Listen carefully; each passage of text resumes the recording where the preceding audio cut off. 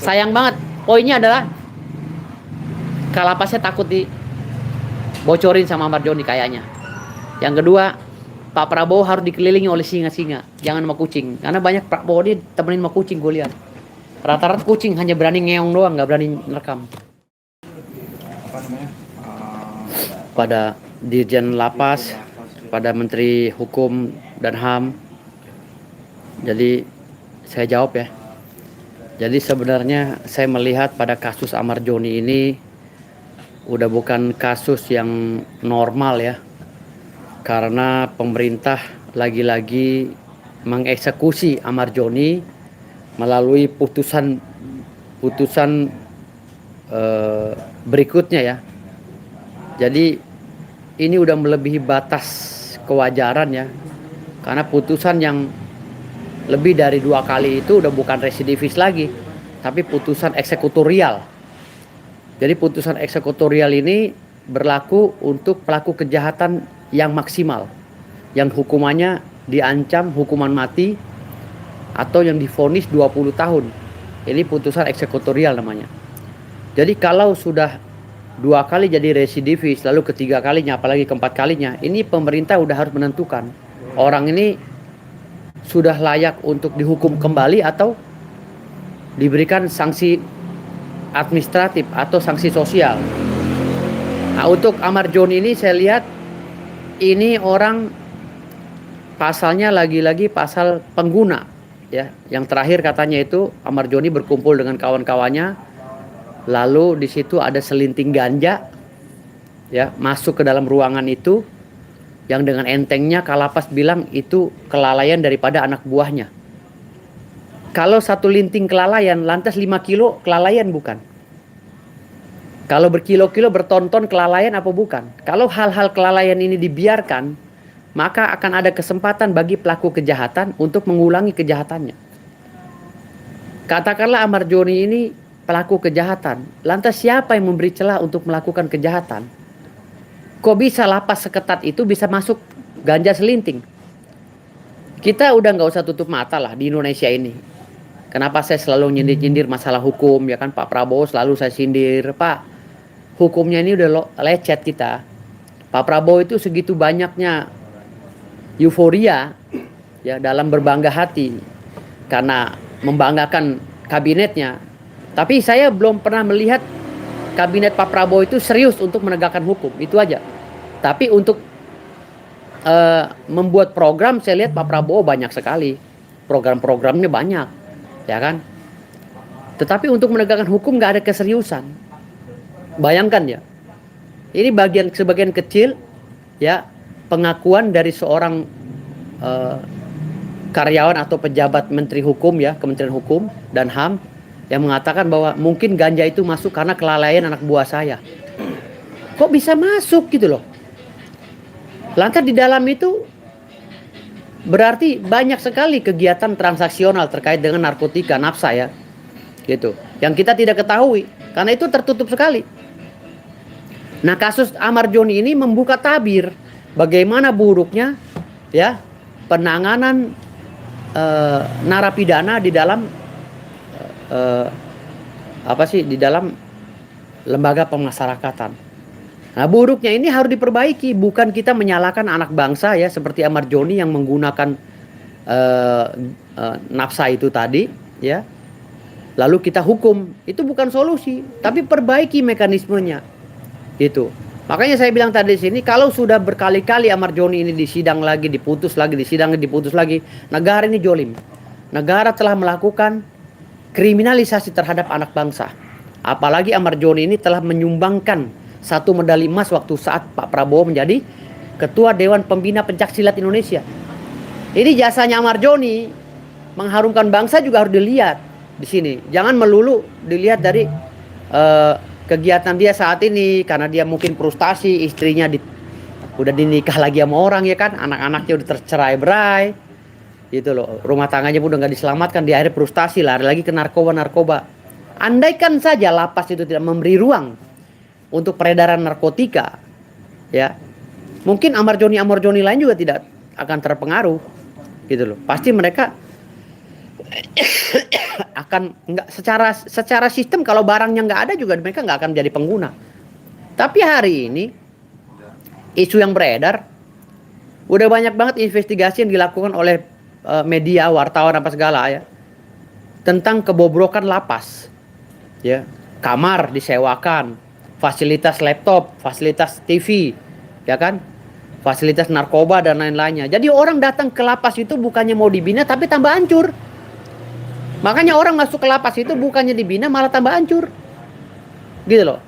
Katanya lembaga pemasyarakatan Indonesia. Ya. Tetapi orang yang masuk ke situ tambah pinter. Yang dulu orang misalnya nipu. Ya kan, jadi penipu masuk 378 kena 34 tahun. Masuk ke lapas. Di dalam situ dia tidak dipisah sama orang yang bisa bikin bom, orang yang bisa congkel rumah, orang yang bisa ini. Jadi dia tuh masuk ke situ tadinya cuma bisa nipu, akhirnya sekarang multifungsi. Keluar dari lapas bukannya dibina jadi bagus, malah bisa nyongkel mobil, bisa tahu cara bongkar rumah orang dan lain-lain. Karena itu lingkungannya yang tidak disteril oleh kalapas. Itu yang saya bilang tadi, selalu saya bilang benahi hukumnya. Gitu loh. Jangan Amar Joni yang jadi kambing hitam. Amar Joni ini 0,0000001% daripada anak bangsa yang menjadi korban kriminalisasi. Gitu. Dan ini harus menjadi evaluasi khususnya di tubuh Kementerian Hukum dan HAM. Jadi Pak Yusril ini pakar hukum, profesor, tapi kerjanya mana? Nggak ada. Nyalinya nggak ada Pak Yusril ini. Harus diganti Pak Yusril. Ya, nyalinya sama sekali nggak ada. Menteri Hukumnya juga sama, nggak ada nyalinya. Menteri HAM-nya juga sama itu, Natalius Pigai, hanya bisa koar-koar aja. Mana ada ini? Menterinya Pak Prabowo tuh yang jadi andalan sekarang ini kan cuma Purbaya aja. Yang lain-lainnya mana? Nyalinya nggak ada, 0%. Nggak punya nyali semua. Gitu loh. Pak Prabowo singa, tapi sayang dikelilingi oleh kambing gitu loh. Andai kan Pak Prabowo itu dikelilingi singa juga, selesai nih negara. Sayangnya yang ngelilingi Pak Prabowo ini kambing sama kucing. Hanya suaranya aja berisik, tapi nggak ada gaungnya gitu. Makanya saya bilang, benahi hukumnya. Pak Prabowo harus segera merevaluasi ini dan memperbaiki ini. Karena kalau ini tidak diperbaiki, ya negara ini coret marut, bos. Jadi negara ini rakyatnya hanya nonton dongengnya aja kok tiap hari. Hidup, ini ketangkep. Sekian triliun ditahan di kejaksaan, hore. Habis itu udah mendem lagi. Duitnya kemana? Nggak tahu. Duitnya buat apa? Nggak tahu rakyat. Gitu. Kita hargai kerjanya Kejaksaan Agung, bagus. Kepala Kejaksaan bagus. Tetapi yang lebih parah lagi di bidang hukumnya Mahkamah Agung. Jaksa udah capek-capek nangkep, ya kan, si pelaku koruptor 1, sekian triliun atau 16 triliun atau 17 triliun, tapi hakimnya memutus perkaranya itu dengan seringan-ringannya, dengan alasan apa? Karena si maling ini berbuat baik di dalam persidangan. Kan gila. Alasannya nggak normatif. Hanya karena dia berbuat baik di persidangan dikurangin masa tahannya. Gitu loh. Padahal itu ancaman hukumannya hukuman mati harusnya. Jadi percuma Pak Prabowo ini nangkap-nangkapin koruptor, tapi hakim-hakimnya masih banyak yang maling. Gitu. Kenapa saya selalu keras kritik Pak Prabowo? Karena waktu beliau tinggal sedikit lagi, 4 tahun lagi. Kalau dia kepilih lagi, kalau dia nggak kepilih, kita mumpung di presidennya oleh macan ini. Pak Prabowo ini macan. Tapi macan ini jangan sampai salah pilih teman. Kalau dia milih kambing, jadilah kambing dia. Gitu. Pak Prabowo ini macan kita, Pak, macan kebanggaan kita. Jangan sampai dia salah teman, itu aja. Karena kalau macan disuruh main sama kucing, jadi kucing dia. Pak Prabowo ini harus dikelilingi oleh macan-macan. Nah, ada Pak Purbaya, ada Kepala Kejaksaan Agung, itu macan itu. Udah mulai berani nangkapin ini, udah mulai berani ini. Itu macan. 2 macan Pak Prabowo aja yang mendampingi Pak Prabowo udah kelihatan tariknya. Bagaimana kalau sebuah menteri diganti oleh Pak Prabowo dengan macan-macan? Indonesia gemah ripa loh jinawi. Gitu loh. Cari orang itu yang benar-benar jihad fisabilillah, yang berani mati untuk negara. Melawan mafia dan koruptor. Jangan cari hanya engge Pak, maaf kula nuwun Pak, maaf ya Pak. Itu udah gak zaman. Itu udah gak zaman bagi maling-maling itu.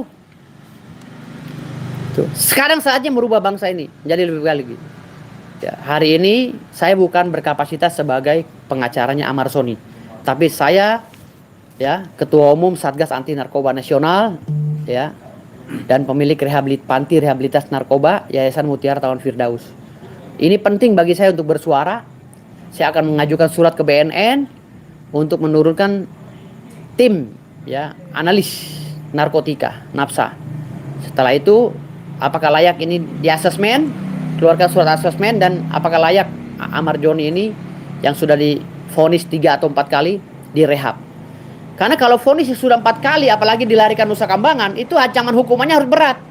Minimal seumur hidup. Tapi ancaman hukuman hanya 3 tahun lari ke sana. Oh, ini tendensius, bos. Kami orang hukum akan protes. Jangan dibolak-balik lah. Kacau begini. Gitu loh. Jangan sampai Pak Prabowo itu bangga kepada kepemimpinannya, tapi kami sebagai orang pemilik negeri ini, kami rakyat yang mengerti tentang tata kelola negara dan mengerti tentang hukum, ketawa melihat Pak Prabowo. Membanggakan diri sendiri, tapi sesungguhnya kami sendiri tertawa melihat Pak Prabowo. Karena ketidakmengertian pejabat-pejabatnya untuk mengelola negara dengan cara hukum tadi. Hukum ini fatal, bos. Gitu loh. Hukum ini adalah panglima yang membawahi 9 komponen strategis yang selalu saya bilang. Ipolek, Sosbud, Hankamnas, Geodemokonsos. Kalau hukumnya, ya, kalau hukumnya ini lemah, 9 komponen strategis nggak akan jalan, Pak. Ideologi, politik, sosial, budaya, keamanan, ketahanan, nggak akan jalan, bos. Percuma Pak Prabowo punya ribuan cita-cita, punya ribuan program, kalau hukumnya lemah, melempem, bos. Sekarang Pak Purbaya teriak sana, teriak sini, mencat-mencatin orang. Hah? Nangkep-nangkepin tuh Jaksa Agung, nangkep 16 triliun berapa tuh? Coba kita lihat. Memang barang buktinya ada 16 triliun, tapi pelakunya siapa? Kan sampai sekarang belum diumumin pelakunya. Pelakunya siapa itu koruptor? Diumumin dong pelakunya. Kita mau lihat hukumannya berapa tahun. Paling 4-5 tahun lagi. Karena alasan hakim apa? Dia sudah terlalu baik di dalam persidangan. Gila, maling dibilang baik. Kalau gue hakimnya gue godot. Gue siksa sama gue. Sayang aja gue gak dikasih jadi hakim. Oke, balik lagi ke materi Ahmad Joni, Bang. Kan ini masih dibanyak soal barang kok bisa masuk di lapas sendiri. Nah, abang sebagai praktik hukum, tahu hukum, ya kan, harus gimana nih, Bang? Barang kok bisa masuk? Ya kan udah bilang gini, lapas ini kan di bawah Menteri Hukum. Menteri Hukum itu kan di bawah Yusril, Profesor Yusril Issa Mahendra. Kenapa Yusril kecolongan? Berarti Yusril nggak kerja, bos. Karena Yusril itu lupa dengan jabatannya, udah keenakan dia jadi menteri gitu loh. Harusnya dia turun ke lapas, survei. Gitu loh. Contoh Pak Purbaya turun kan? Pak Purbaya kan hebat tuh, turun, mau sidak, bea cukai dan lain-lain. Yusril apa kerjanya Pak Yusril? Hah? Ngopi di kantor. Gak zaman, bos, zaman sekarang pejabat kayak gitu. tapi kan ada wewenang yang kita anggap pekerja juga ya. Justru dia adalah penggeraknya, dia Menko Polhukam, Menkumham. Dia tuh tunjuk Menteri Hukum, tolong dong sidak itu. Menteri Hukumnya juga melempem kok. Gitu loh. Ganti semua. Mumpung Pak Prabowo ini masih 3-4 tahun lagi. Ganti, belum terlambat. Pak Prabowo ini sekarang lagi disayang rakyat loh. Disayang rakyat, tapi pada saat eksekusi hukumnya tidak sesuai, rakyat kecewa lagi, bos. Oke, Bang. Kabarnya nih, Bang, para petugas-petugas yang terlibat dengan masuknya barang ke Ahmad Joni tersebut di lapas, kabarnya sudah dipindahkan juga ke Nusa Kambangan, Bang. Dimasukkan ke Nusa Kambangan juga. Tanggapan Abang, Bang? Udahlah, kalau itu udah kacau balau, itu mah masukin ke Nusa Kambangan biar bisa orang nggak bisa ngelihat. Padahal dia turun di jalan, mungkin main kemana, ke mall, ke Pondok Indah, ke Singapura. Udahlah, permainan itu udah anak kecil juga tahu di Indonesia main sabun itu namanya. Nggak usah sok-sok inilah. Lo cerita depan kita yang udah lama lahir. Ari-ari gue ditanam di Monas, gue tahu semua sejarahnya. Bagaimana orang kegiatannya di Monas itu kayak apa. Ari-ari gue ditanam di Monas. Jadi orang ngomong apa dalam istana gue denger. Gitu. Berarti Abang yakin ini hanya perkara. Ya udahlah, ini udah. Ini benahi hukum semuanya, tegas. Harus tegas, hukum itu harus benar-benar jadi cambuk api biar mereka tuh kapok gitu. Kalau kita hanya begini terus, terima dongeng terus. Sekarang Ahmad Joni udah 3-4 kali divonis. Masa vonis putusan hukumnya berapa putusannya? Ahmad Joni putusannya berapa sih terakhir? Yang masalah ganja? 7 tahunan. Hah? 7 tahun banding kena Jilui, Bang. Putusan. Ini putusan yang sekarang yang ganja? Iya. Bukan yang ganja. Loh, kemarin katanya ganja, ada ganja jatuh, dia kena. Nah, itu barang yang sekarang yang kamu sekarang. Iya, yang gue tanya sekarang ini, kalau 7 tahun dia udah jalanin, 7 tahunnya udah jalan. Iya. Sekarang yang sekarang ini berapa? Belum. Kan Belum lah. Kalau belum kok langsung di Nusa Kambangan. Kan Nusa Kambangan itu orang yang nggak bisa diatur di lapas. karena dianggap ini udah yang Apa karena Amar Joni teriak-teriak bahwa kebobrokan dalam lapas itu dibongkar oleh Amar Joni makanya disingkirkan ke sana? Hah? Apa takut kalapas itu kebongkar boroknya? Hah? Indonesia nih bos. Hah? Supir angkotnya tahu ceritanya, apalagi gue dokter bos. Supir angkotnya tahu ceritanya sejarah Indonesia kayak apa. Hah? Udahlah nggak usah bermain sandiwara. Mau gimana negara ini? Mau benahin apa kagak? Kalau mau dibenahin, udah kelilingin Pak Prabowo dengan macan-macan. Banyak kok macan-macan di Indonesia ini, profesornya yang macan ada, doktor ada. Mungkin seperti Bu Susi juga bisa tuh jadi Menteri Kelautan lagi. Dia juga macan juga. Kenapa gak dimasukin? Ahok macan itu, masukin Ahok dong. Ahok juga orangnya vokal kok. Ahok suruh pegang BUMN. Suruh beneran jadi pemimpin dia di BUMN. Ahok masukin. Ya, Bu Susi masukin lagi. Siapa lagi? Banyak kok orang-orang di Indonesia nih yang track recordnya nggak korupsi, nggak nepotisme, yang kerja bener. Tinggal buka aja. Sekarang masalahnya mau nggak Pak Prabowo untuk merubah itu semua? Gitu. Dalam kasus Amar ini kan adik dan juga pihak keluarga itu kan menanyakan ya dan protes lah bisa dibilang kenapa kakaknya ini dipindahkan ke Nusa Kambangan. Bahkan kan di JD juga sudah bilang bahwa ini tuh hanya bukan pengedaran tapi lebih ke penemuan selinting ganja itu di Amar. Ya selinting ganja itu harusnya dijadikan dia itu sebagai pengguna saja, direhab. Jangan lebay lah itu pemimpin lapasnya juga atau pemimpin apa sih yang ngomong itu? Pejabatnya, dirjen apa-apa tuh. Enggak usah lebay lah, orang ngapa-ngapain emang takut kebongkar gitu sama Amar Joni dibongkar. Amar Joni diintervensi dulu di sana. Ditakut-takutin ya kan, awas lu kalau bongkar lu mati gitu. Jangan begitulah, aduh. Saya minum dulu lah, teh nih, aduh. Bang, ini kan dalam kasusnya Amar ini kan ada juga salah satu pendakwa yaitu Ustadz Dia itu meminta bantuan hukum ke tim Hosman 911 gitu agar menyoroti kasusnya Amar gitu bang. Mungkin gimana bang? Ya mungkin itu bagian daripada niatan beliau sebagai sesama anak bangsa lah ya. Itu sih kita nggak usah diiniin, nggak usah dibicarakan lagi, nggak usah. Kalau Hotmannya nggak mau ya udah jangan dipaksa. Mungkin Hotman lagi sibuk di Bali sama sekretaris ya kan. Biarkan aja. Sekarang gua kan mau nih ngurusin melalui Satgas Anti Narkoba Nasional yang gue pimpin. Ya ini aja kita coba surati agar Amar Joni dikembalikan lagi nanti direhab di panti rehabilitas kita. Saya akan koordinasi dengan BNN. Akan menghubungi Komjen Syudi ya, Kepala BNN.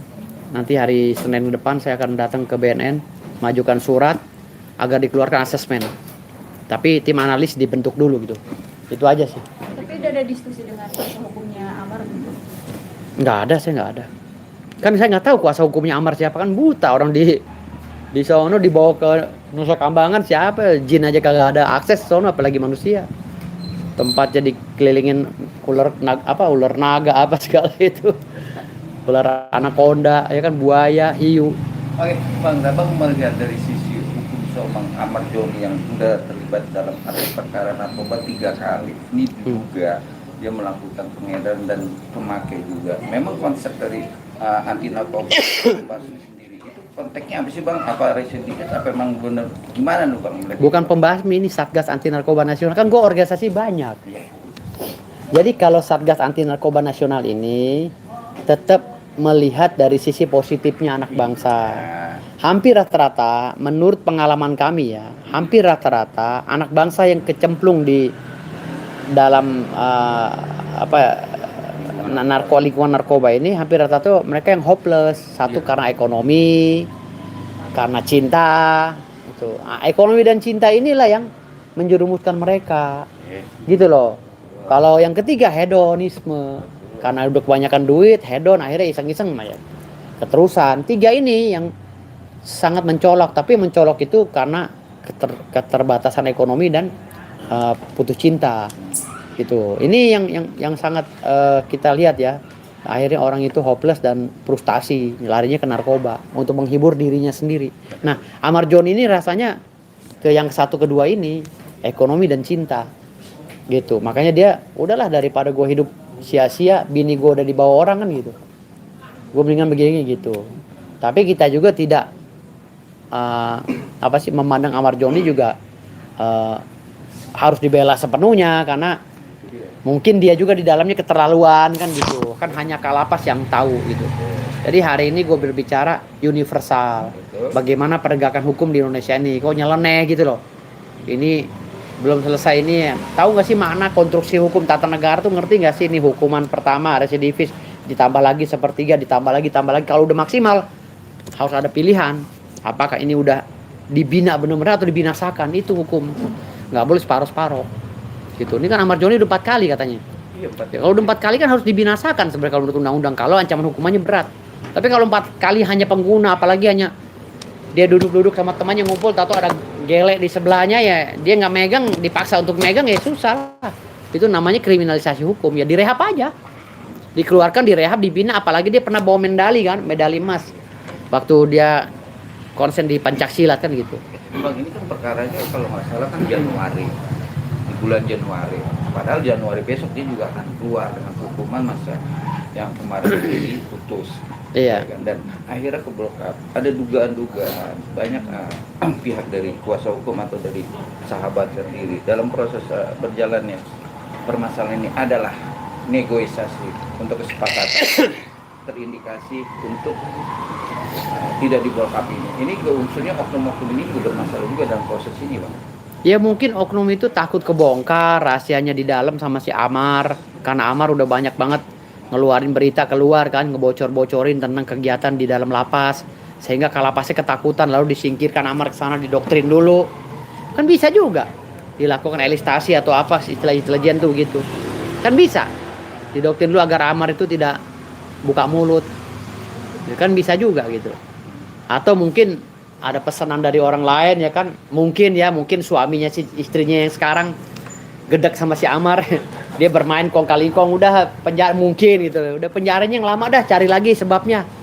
Gue lagi seneng-senengnya nih sama si Yayang gue nih, ntar dia keluar ngerecokin rumah tangga gue lagi gitu. Bisa jadi kan gitu. Semua aspek itu bisa kita prediksi, tapi tidak bisa kita pastikan.